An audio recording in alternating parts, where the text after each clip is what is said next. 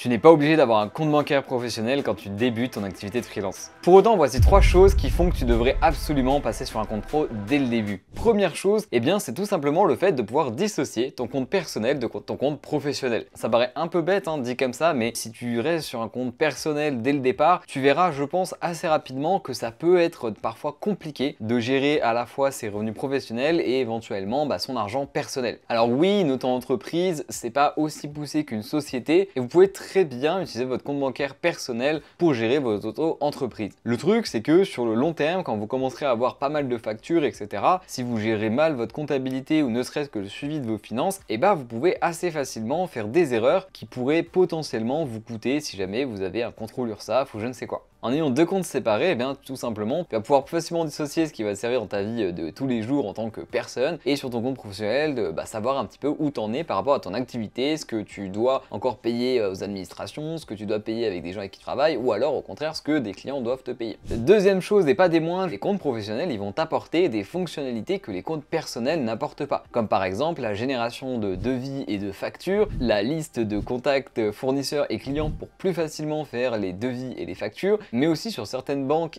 des fonctionnalités d'analyse bien plus poussées de vos finances que sur des banques traditionnelles en compte personnel. Et il y en a même des fois qui vont plus loin et qui vous proposent de même faire une télédéclaration de l'URSSAF pour vous. Donc c'est finalement une bonne raison de passer à un compte pro, au-delà de la dissociation du compte, pour avoir des fonctionnalités qui vont te permettre de gagner du temps un petit peu quotidiennement dans ton activité. Troisième chose, c'est le prix. Et oui, parce que quand on a déjà son compte personnel sur lequel on paye des cotisations bancaires tous les mois, on se dit quel est l'intérêt en fait de prendre un compte professionnel malgré ce que je viens de citer si c'est pour que je paye plus cher. Je peux très bien rester sur mon compte perso, faire les devis et factures vite fait sur un document Word et puis je m'y retrouve. Certes, je perds un peu de temps, mais au moins j'y gagne un peu d'argent. Et en réalité, tu as tout à fait raison sur le principe. Mais si je te disais qu'il y a de plus en plus de banques en ligne qui proposent des abonnements gratuits. Et ouais, c'est pas anodin, mais en ce moment, il y a une grosse concurrence entre les banques physiques et banques en ligne et même dans les banques en ligne en elles-mêmes, ce qui font qu'elles vont tous essayer d'aller chercher des clients d'autres banques pour les ramener chez eux. Et pour ce faire, ils sont prêts à casser les prix jusqu'à proposer des comptes bancaires professionnels à 0 €, voire même pour certaines banques te proposer un prix d'arrivée pour gagner 20 €, 100 €, 150 € quand tu t'inscris chez eux et que tu ouvres un compte bancaire qui puisé est gratuit mensuellement. Et ça c'est très fort et celui qui peut en profiter actuellement,